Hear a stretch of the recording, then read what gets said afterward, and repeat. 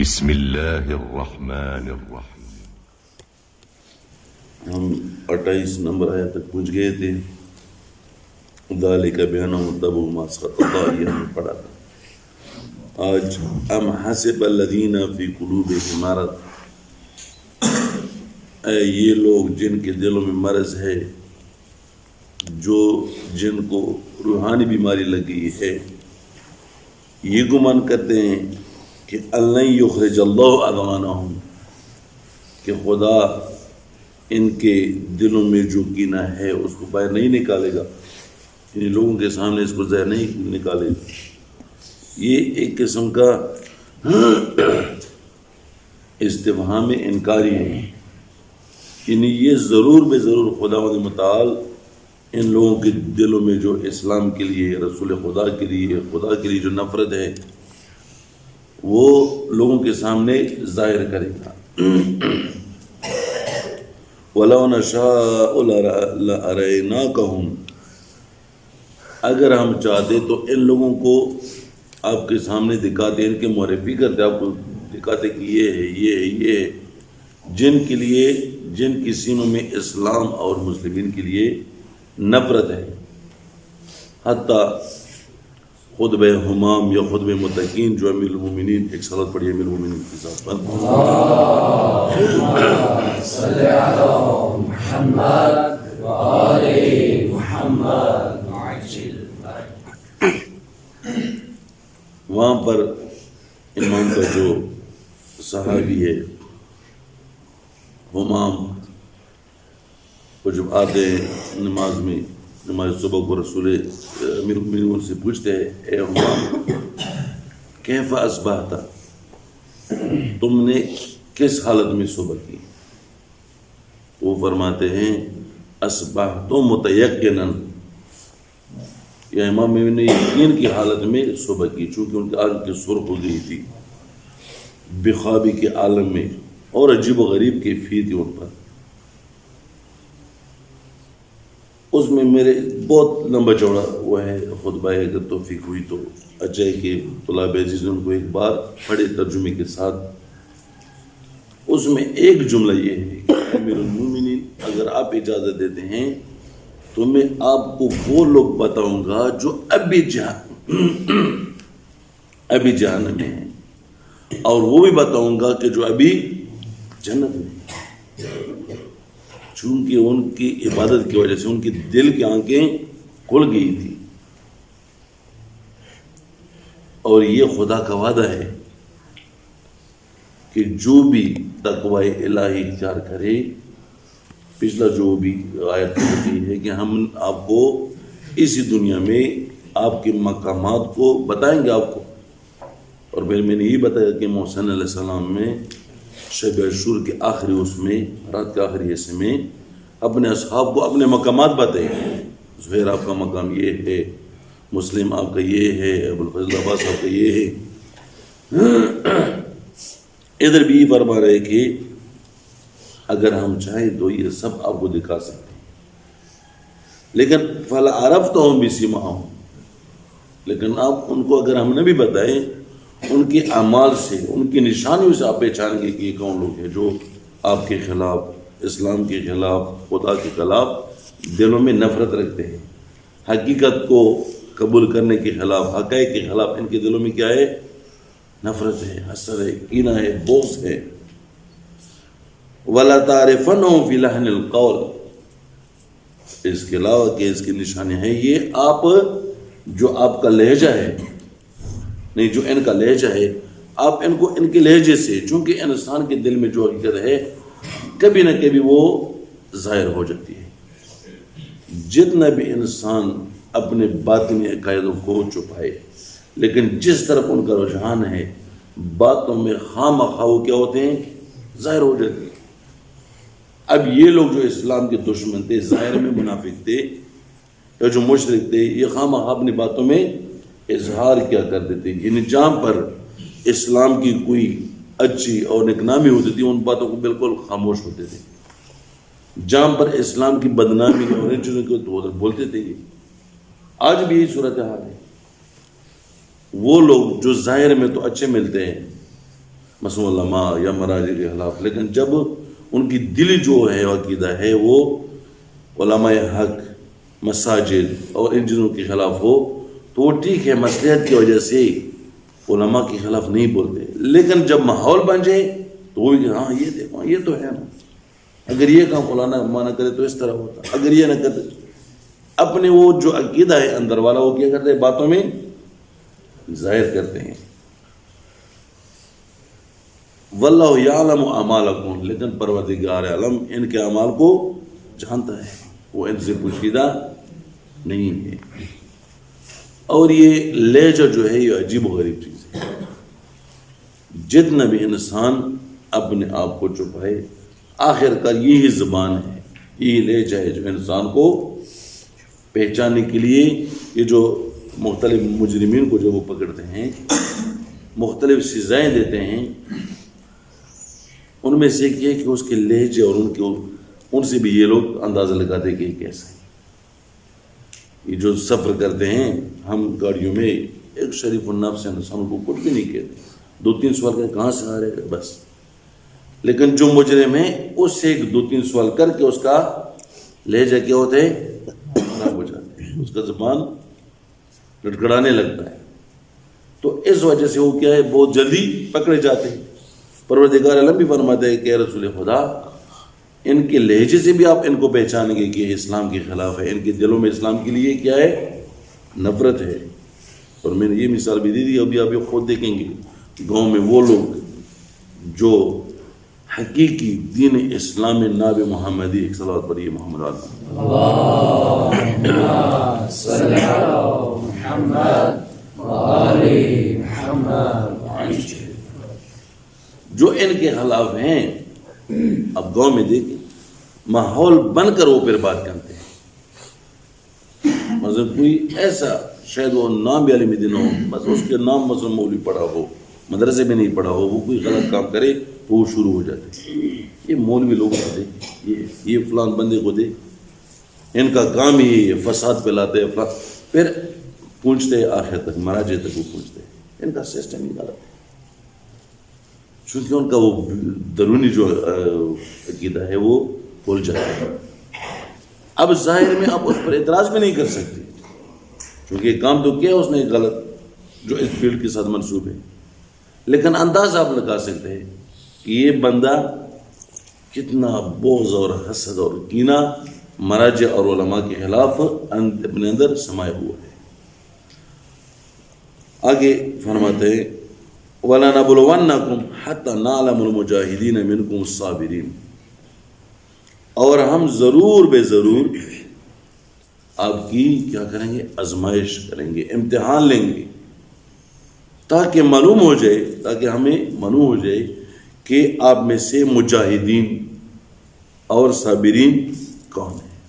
یہ دیکھیں یہاں پر 2-3 قسم کا وہ کہیں گے کہ تاکیدات آئے ہیں، والا نبلونکم، لام تاکید، نون تاکید، نبلونا، ہم یقیناً ضرور بے ضرور آپ لوگوں کا امتحان ہے۔ اور یہ ہے اس دنیا میں کوئی بھی ایسا انسان نہیں ہے جس کا امتحان نہ لیا جائے، چونکہ اگر بعض لوگوں کا امتحان نہ لیا جائے انسانوں میں اور بعض کا لیا جائے، یہ تو عدالت خداوندی کے ساتھ کیا ہے، منافی ہے۔ اور اس میں ایک نقطہ یہ بھی میں اضافہ کروں کہ ہر زمانے میں ہم تو یہ سمجھتے ہیں کہ جو 61 ہجری میں یزید، شمر، عمر سعد اور یہ لوگ تھے وہ گزر گئے، اور ہم الحمدللہ اس زمانے میں نہیں تھے، ہم بچ گئے۔ ہم کہتے ہیں نہیں کہتے، یہ ہے نا، ہم اس زمانے سے بچ گئے، لیکن میں آپ کو بتاؤں اسی آیت سے اور روایات بھی بہت زیادہ ہے، اس کے علاوہ بھی بہت سارے آیات ہیں کہ اس میں یہ ہے کہ ہم ہر انسان کو آزمائش میں قرار دیں گے، ہاں نام تبدیل ہو جائے، اس زمانے کا یزید، اس کا نام یزید نہیں ہوگا، مثلا کیا ہوگا، ٹرمپ ہوگا، بوش ہوگا، اوباما ہوگا، نتنیاہو ہوگا، بن سلمان ہوگا، صدام ہوگا۔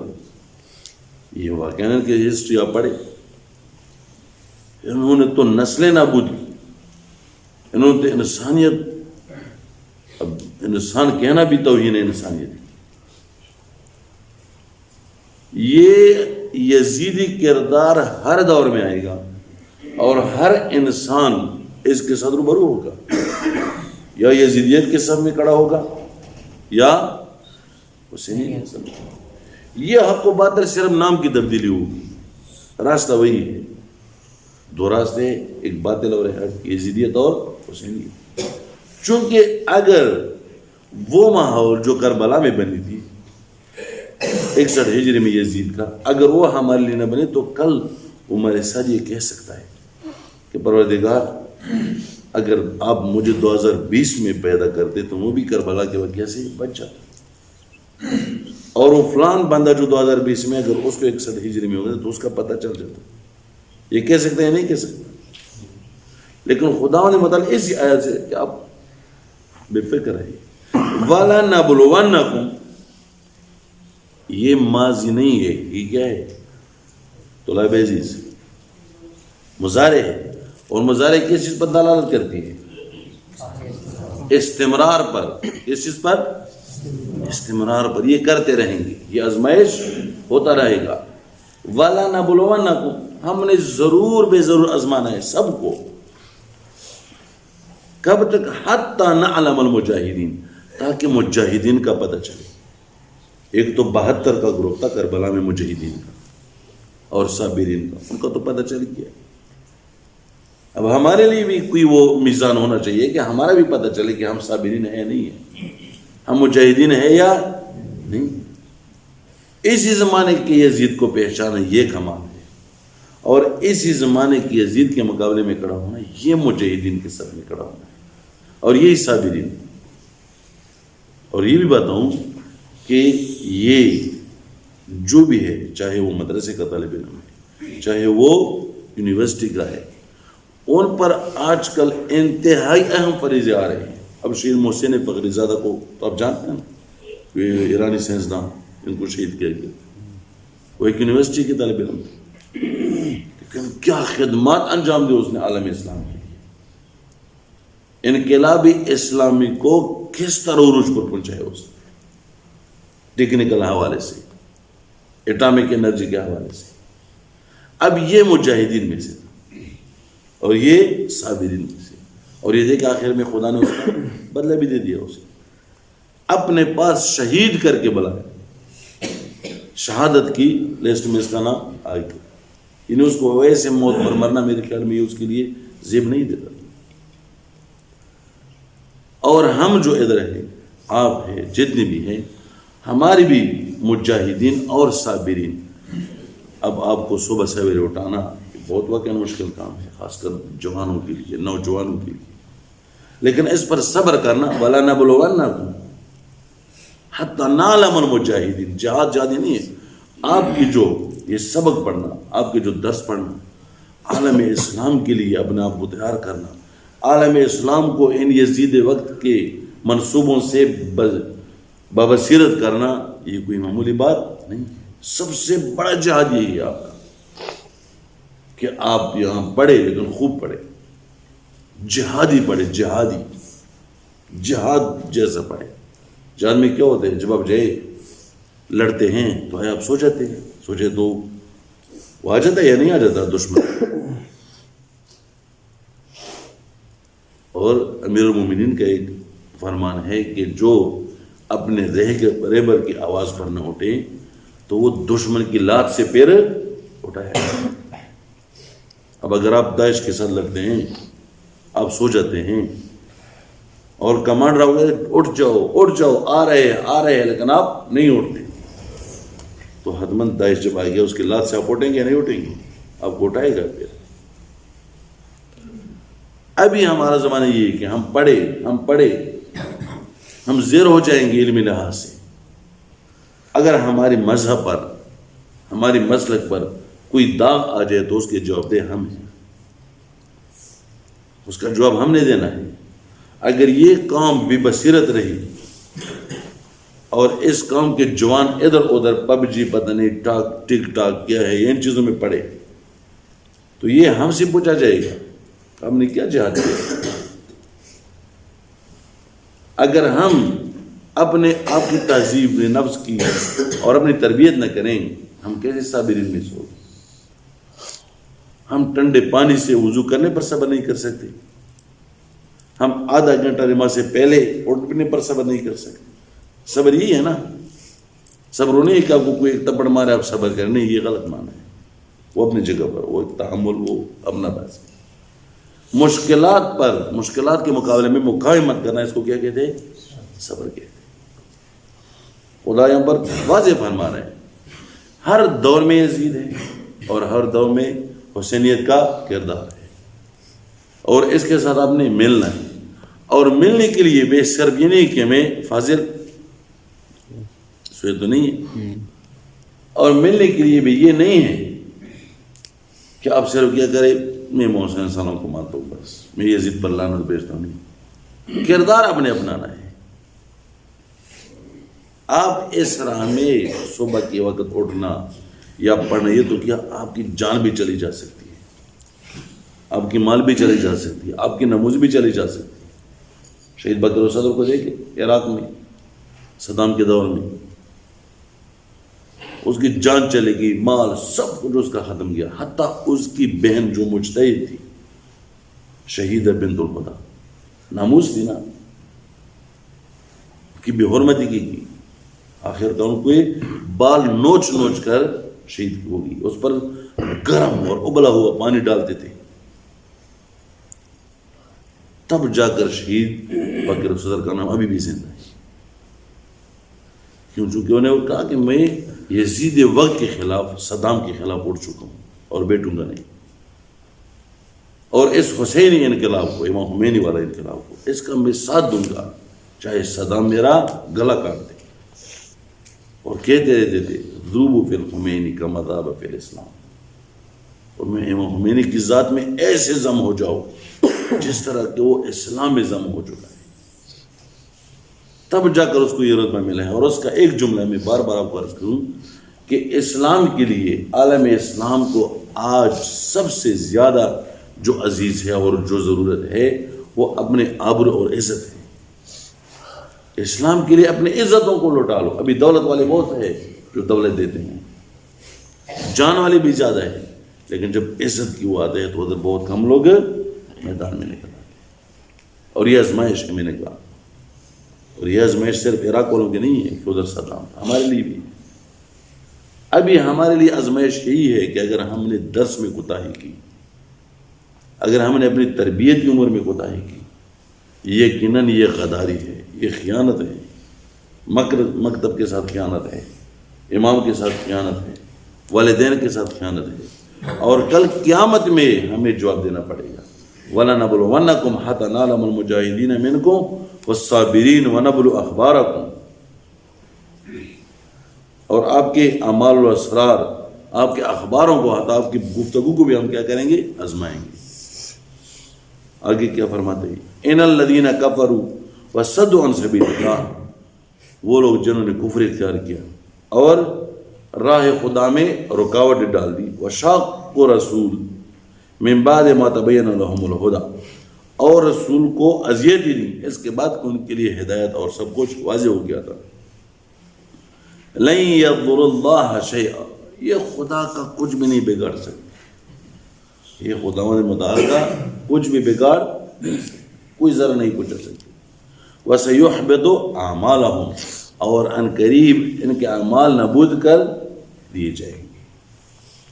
یا ایھا الذین آمنوا اطیعوا اللہ واطیعوا الرسول ولا تبطلوا اعمالکم، اے ایمان والو خدا کی پیروی کرو، اطاعت کرو، رسول خدا کی اطاعت کرو، اور اپنے اعمال کو باطل نہ کرو۔